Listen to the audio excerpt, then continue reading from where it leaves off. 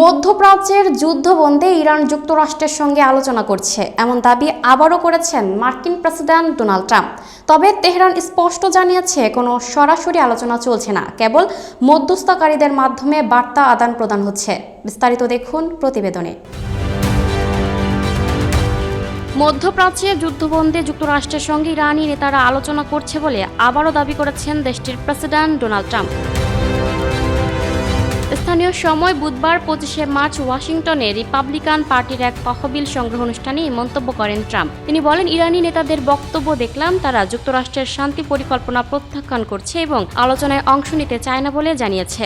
মার্কিন প্রেসিডেন্ট ইরানি নেতাদের বক্তব্যে দ্বিমত পোষণ করে বলেন, তারা আমাদের সঙ্গে আলোচনা করছে, তারা একটি চুক্তি করতে খুবই আগ্রহী, কিন্তু স্বীকার করতে ভয় পাচ্ছে, কারণ তারা মনে করছে নিজেদের জনগণই তাদের হত্যা করতে পারে, এমনকি তারা আমাদের হাতেও মারা যাওয়ার ভয় পাচ্ছে। ডোনাল্ড ট্রাম্প কয়েকদিন ধরেই দাবি করে আসছেন যুক্তরাষ্ট্র ইরানের মধ্যে খুব ভালো ফলপ্রসূ আলোচনা চলছে। তবে ইরান বারবার বলছে তারা যুক্তরাষ্ট্রের সঙ্গে কোনো আলোচনা করছে না, এমনকি ইরানের নেতারা বলছেন যুক্তরাষ্ট্র নিজের সঙ্গেই আলোচনা করছে।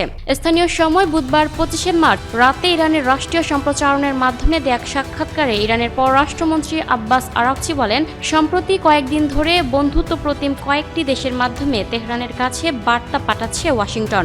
ইরানও নিজেদের অবস্থান তুলে ধরেছে এবং সতর্ক বার্তা দিয়েছে। এর অর্থ এই নয় যে আলোচনা চলছে। ইরান যুদ্ধ চায় না বলে উল্লেখ করে ইরানের পররাষ্ট্রমন্ত্রী বলেন, এই যুদ্ধ যেন স্থায়ীভাবে বন্ধ হয়, সেটি চাওয়া তেহরানের। আর প্রায় 4 সপ্তাহ ধরে চলা যুদ্ধে ইরানের যে ক্ষয়ক্ষতি দিয়েছে তেহরান তার ক্ষতিপূরণ চায় বলেও জানান তিনি।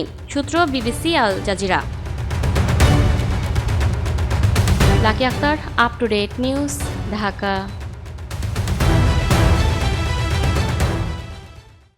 প্রিয় দর্শক, এই ছিল আপ টু ডেট নিউজের সর্বশেষ আপডেট। পরবর্তী আপডেট সবার আগে পেতে আপ টু ডেট নিউজের ফেসবুক পেজটি ফলো করুন এবং ইউটিউব চ্যানেলটি সাবস্ক্রাইব করুন। এতক্ষণ সাথে থাকার জন্য ধন্যবাদ।